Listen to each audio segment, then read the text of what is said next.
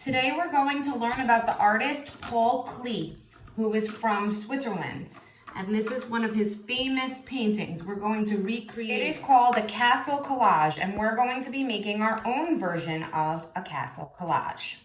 What you need is paper, dot markers, and watercolors, and a pair of scissors. What you're going to do is you're going to fill your paper with different lines, dots, and stripes. So here's a full box. You'll fill that in with your dot paint, and then you could do dots next to it with a different color. So you'll kind of do this kind of thing with the dot markers, and then what you could do is with a lot of water, so that your paint is very, very pale, you can paint this area and then take your dot paint marker and go over it with some stripes in the same color. Another thing you could do is once you have your dot paint placed, you could just take a little water and spread the water across the dot paint, and that will give it a little background also, like that. Once your picture is all finished, you're going to allow it to dry, and then you're going to cut a bunch of geometric shapes,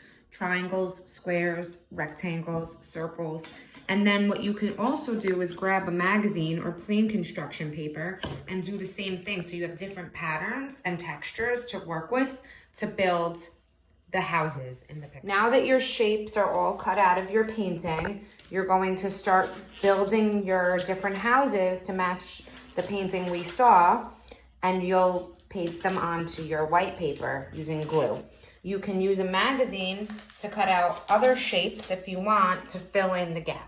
And then you build your buildings however you want.